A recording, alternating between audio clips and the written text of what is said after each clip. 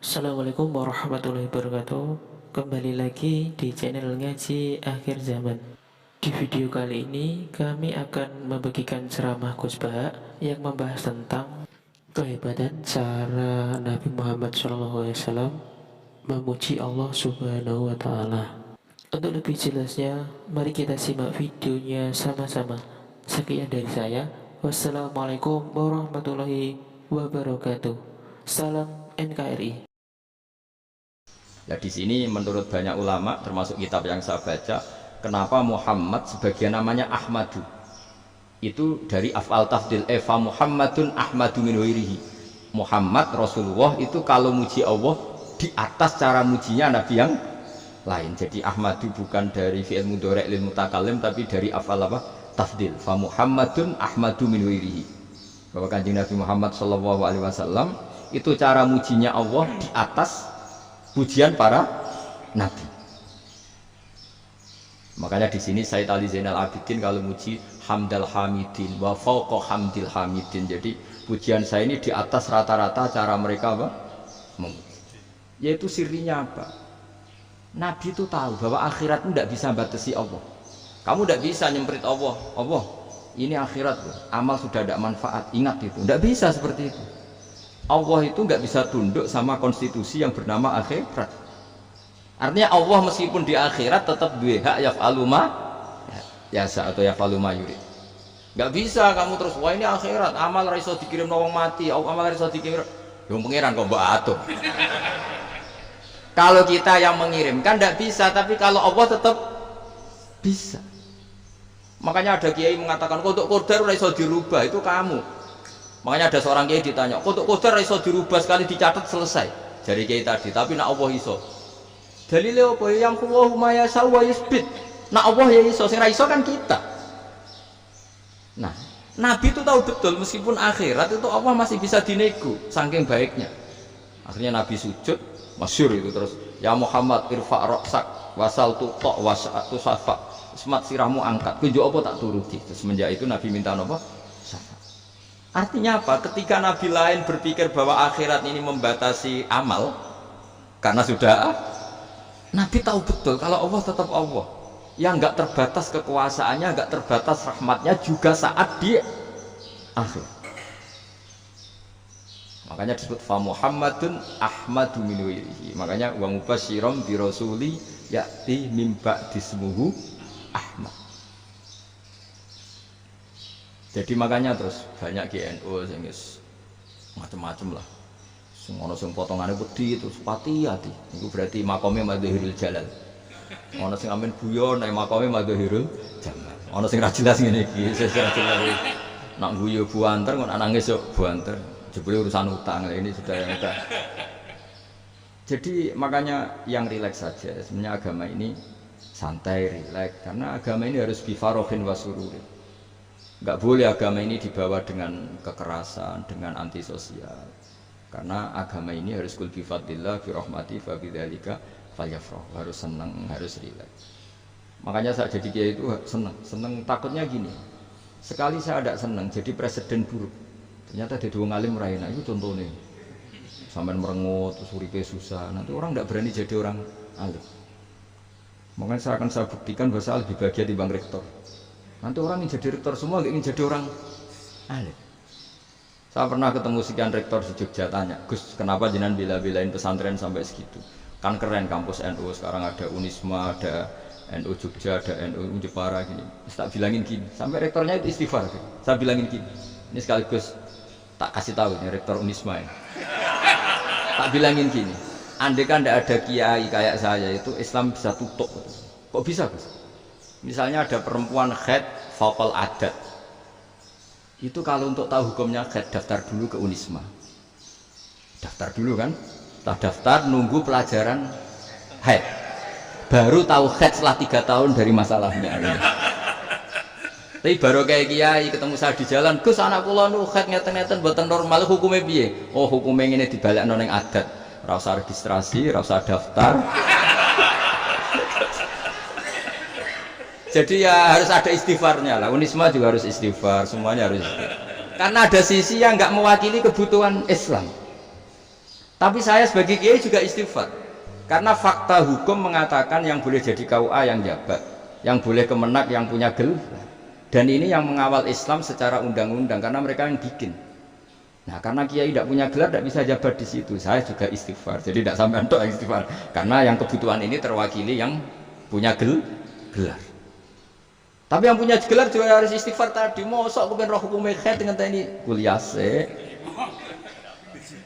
Ngentek itu aja nanti nunggu guru yang pas mata pelajaran itu.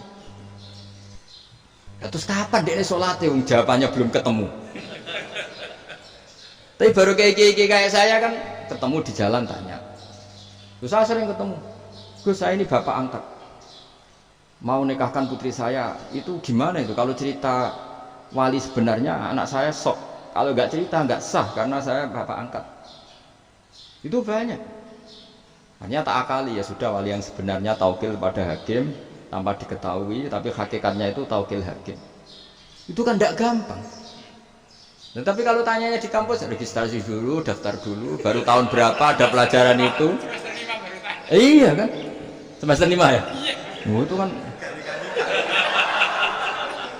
Jadi jangan kira terus sistem Unisma itu yang terbaik di dunia, tidak juga kan? Tidak juga. Dan sistem-sistem yang lain maksudnya ada aja. Tapi sistem kiai lho, bangun juga sering pesen saya, kowe kudu seneng pegawai negeri ya. Piye sing jaga agama pegawai negeri. Kemarin pas acara 7 harinya Gus Roba sama matur itu di depan para kiai. Setelah saya jadi kiai ya itu nyata. Islam di Papua, di NTT yang bawa siapa? Dokter negeri, ya kan? KUA negeri. Barokahnya mereka negeri dijamin negara kan? Barokahnya Muslim berkebutuhan Islam. Akhirnya bikin musola di situ, bikin masjid. Bahkan di Korea Utara itu ada masjid bawaan duta besar. Karena banyak duta besar Muslim berkebutuhan masjid. Yang bisa gini itu yang negeri apa yang swasta?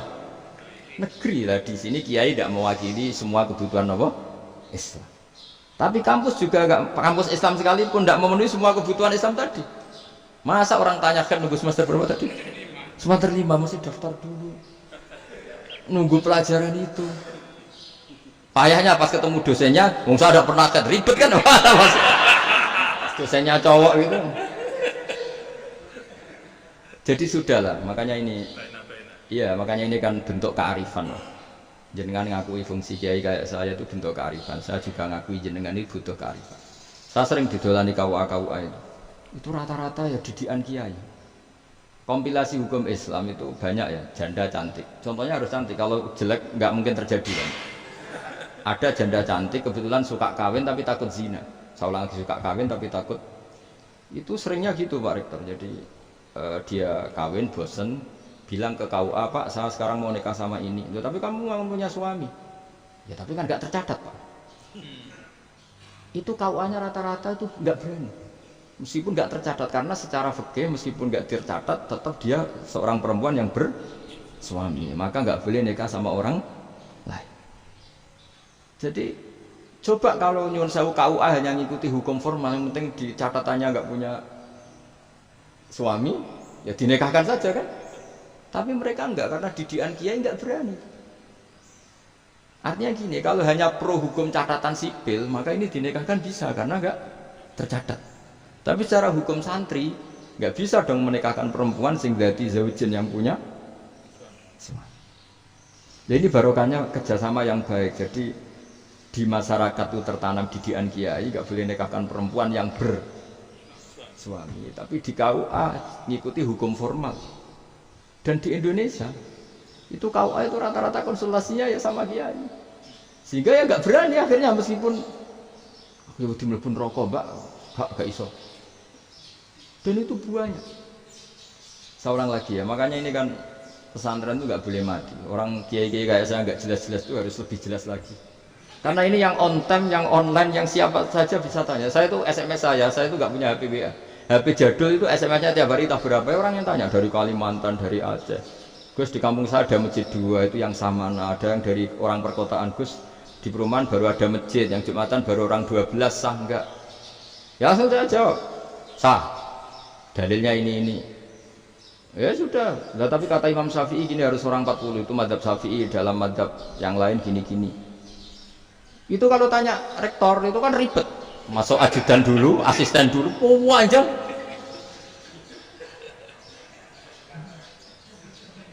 Wah itu kan ribet kan?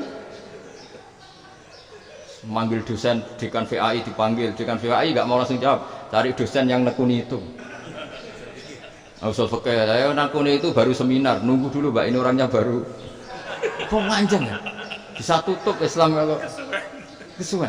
Coba kalau tanya kiai kan nggak ketemu di jalan. Dulu Mbah Zubair kata Mbah Mun, saya termasuk santri yang diapresiasi Mbah Mun. Bisa Mbah Zubair yang ngono, nak nong takok pesuan gak oleh, gak takok ning kene ae. Saya biasa ditanya orang ngadeg-adegan. Ya alhamdulillah ilmunya cukup, kalau gak cukup kok sik. Jadi sebetulnya orang sopan itu ya agak-agak ada yang ditutupi sebetulnya. Buatan prayogi teng dalan nginjang mawon matur. Ya sebetulnya sebenarnya memang ilmunya agak cukup gitu. Tapi itu sebenarnya secara fikih itu haram, menunda itu haram.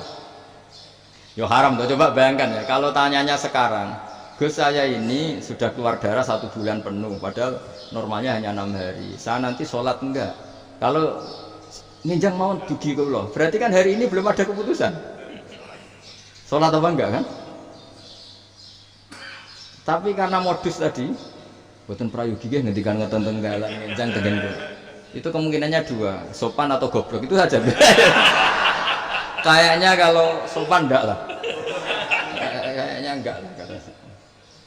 Karena secara fikih itu jelas haram. Bagaimana mungkin sesuatu yang harus dipraktekkan nanti duhur dijawab besok, berarti duhur, asar sampai subuh belum ada jawaban, berarti nggak ada sholat kan?